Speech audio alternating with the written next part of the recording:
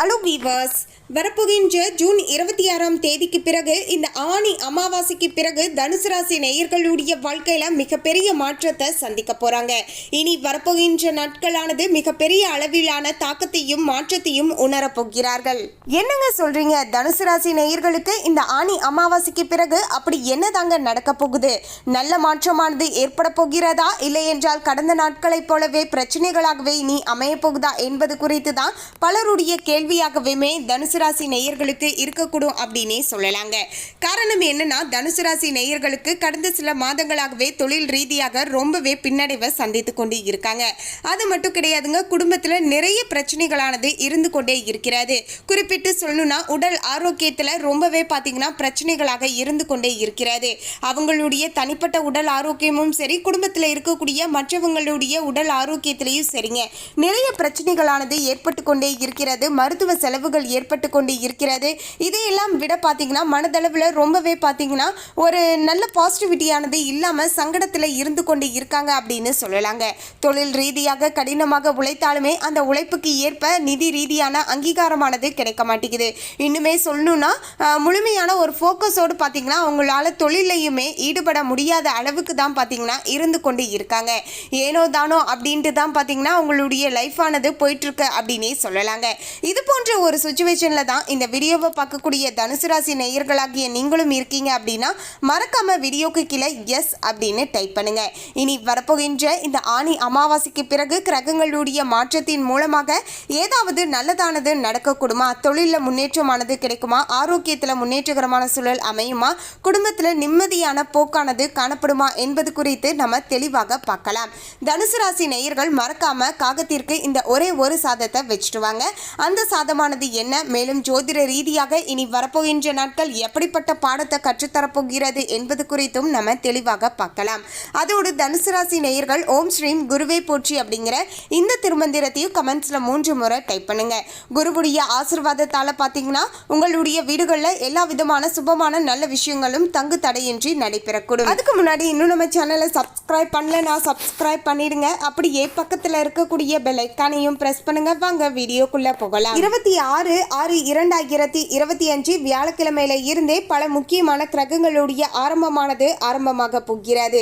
இதனால தான் தனுசு ராசி நேயர்களுடைய வாழ்க்கையில வரப்போகின்ற ஜூலை 15ஆம் தேதிக்குள்ள நிச்சயமாக ஜோதிட ரீதியாக இதெல்லாம் நடந்தே தீரும் என்றும் கணிக்கப்பட்டு இருக்கிறது. தனுசு ராசி நேயர்களே, தனுசு ராசி அன்பர்களுக்கு இனி வரப்போகின்ற இந்த ஜூன் 26ஆம் தேதிக்கு பிறகு நீங்க செய்யக்கூடிய காரியங்கள்ல வெற்றியானது உண்டாகக்கூடிய வகையில சூழலானது இருக்க போகிறது.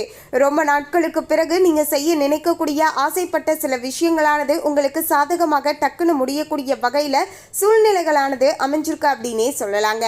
பண வரவானது மகிழ்ச்சியை தரக்கூடிய வகையில சூழலானது இருக்க போகிறது. புதிய வாகனம் வாங்கக்கூடிய யோகமானது சிலருக்கு சாதகமான முறையில தனுசு ராசி நேயர்களுக்கு அமைஞ்சிருக்குங்க.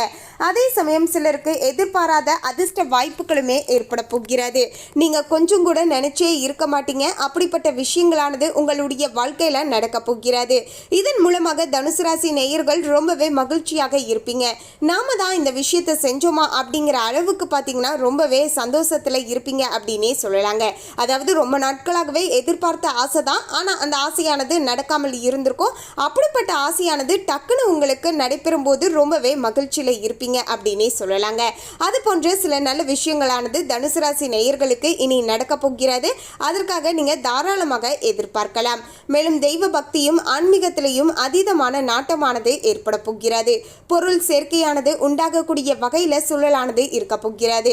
ஆனாலுமே உறவினர்களால பார்த்தீங்கன்னா அடிக்கடி பிரச்சனைகள் ஏற்படக்கூடும் என்பதால கூடுமான வரைக்குமே பார்த்தீங்கன்னா அளவோடு பேசி பழகுவது நல்லதாக இருக்க கொடுங்க. யாராக இருந்தாலுமே ஓரளவுக்கு பார்த்தீங்கன்னா டிஸ்டன்ஸோட இருப்பது தான் நல்லதாக இருக்கக்கூடும்.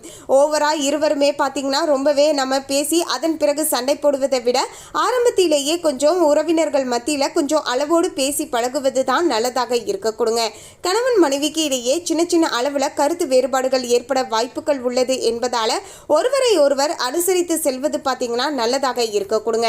முடிஞ்ச அளவுக்கு பார்த்தீங்கன்னா எந்தவித விஷயமாக இருந்தாலுமே உங்களுக்குள்ள 1க்கு 2 முறை பார்த்தீங்கன்னா பேசி ஒரு முடிவு எடுப்பது நல்லதாக இருக்க கொடுங்க. இதன் மூலமாக பார்த்தீங்கன்னா எல்லா விஷயங்களுமே உங்களால் பார்த்தீங்கன்னா நல்லபடியாக முடிக்க முடியும் அப்படின்னே சொல்லலாங்க. அதோடு பார்த்தீங்கன்னா உங்களுக்கு இருவருக்கும் இடையே தேவையில்லாமல் வரக்கூடிய கருத்து வேறுபாடுகளும் கொஞ்சம் குறைய ஆரம்பிக்குங்க. பொதுவாகவே பார்த்தீங்கன்னா ஒரு நல்ல கணவன் மனைவிக்கு இடையே இருக்கக்கூடிய ஒரு நல்ல உறவுக்கான அழகே பார்த்தீங்கன்னா எது செய்வதாக இருந்தாலும் எந்தவித விஷயமாக இருந்தாலுமே ஒளிவு மறைவு இல்லாமல் இருவருமே சேர்ந்து அந்த விஷயங்களை செய்வது தான் பார்த்தீங்கன்னா அந்த உறவுக்குமே நல்லது அப்படின்னே சொல்லலாங்க. ஸோ அந்த வகையில் குடும்பத்தில் எது செய்வதாக இருந்தாலும் சரிங்க, ஒரு சின்னதாக ஒரு பொருள் வாங்குவதாக இருந்தாலும் சரிங்க, 2 பேருமே டிஸ்கஷன் பண்ணி அதை செய்யும்போது நிச்சயமாக பார்த்தீங்கன்னா அந்த நீங்கள் செய்யக்கூடிய அந்த செயலுமே நல்லதாக இருக்கும். இதன் மூலமாக உங்களுக்கு இருவருக்கும் இடையே பார்த்தீங்கன்னா ஒரு நல்ல அண்டர்ஸ்டாண்டிங் ஏற்படுவதால் பார்த்தீங்கன்னா அன்பானது அதிகரிக்குங்க. குடும்பத்தில் பார்த்தீங்கன்னா அடிக்கடி பிரச்சனைகள் ஏற்படக்கூடும் என்பதால் கொஞ்சம் பார்த்து நடந்துக்கோங்க.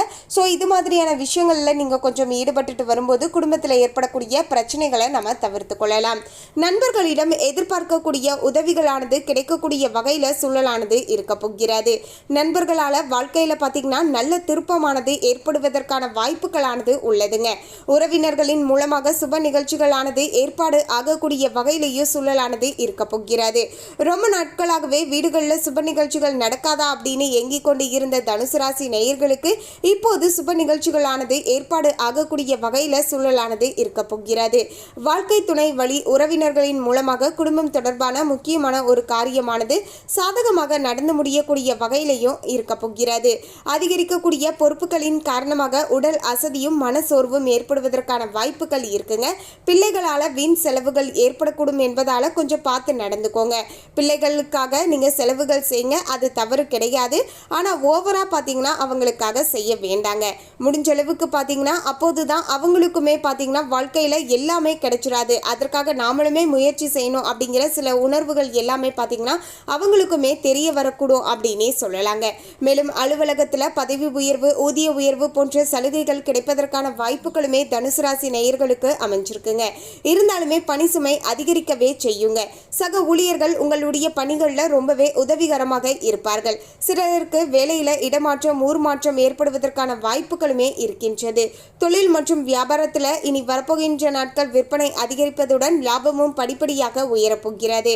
ஆனாலுமே முன்பின் தெரியாதவர்களுடன் ஒப்பந்தம் செய்து கொள்ள வேண்டாங்க.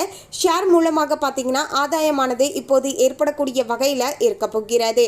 ரொம்ப நாட்களாகவே பார்த்தீங்கன்னா ஷேர் மார்க்கெட்டில் நீங்கள் வாங்கிய ஷேர் பார்த்தீங்கன்னா உங்களுக்கு ஓரளவுக்கு டவுனாக இருந்துச்சு அப்படின்னா அந்த ஷேர் எல்லாமே பார்த்தீங்கன்னா இப்போது ஓரளவுக்கு பார்த்தீங்கன்னா இந்த ஒரு மார்க்கெட்டில் கூட பார்த்தீங்கன்னா உங்களுக்கு ஓரளவுக்கு பார்த்தீங்கன்னா நல்ல ஒரு பர்சன்டேஜை கொடுக்கக்கூடிய வகையில் லாபத்தை ப்ராஃபிட்டை கொடுக்கக்கூடிய வகையில் இருக்க போகிறது. ஸோ இது மாதிரியான சில நல்ல விஷயங்களுமே நடக்கக்கூடிய வகையில் அமைஞ்சிருக்குங்க. குடும்பத்தை நிர்வகிக்கக்கூடிய தனுசு ராசி நேயர்கள் பெண்களாக இருக்கக்கூடியவர்கள் குடும்பத்தை நிர்வகிப்பதில் சற்று சில இடங்களில் சிரமமான சூழ்நிலையவே இருக்கவே செய்யுங்க. சில இடங்களில் ரொம்பவே பார்த்தீங்கன்னா கோபமாக கூட வரலாங்க. சிலர் செய்வது உங்களுக்கு ரொம்பவே பார்த்தீங்கன்னா எரிச்சலாக கூட இருக்கலாம். ஸோ அப்படிப்பட்ட நேரத்தில் கொஞ்சம் நிதானத்தோடு இருங்க.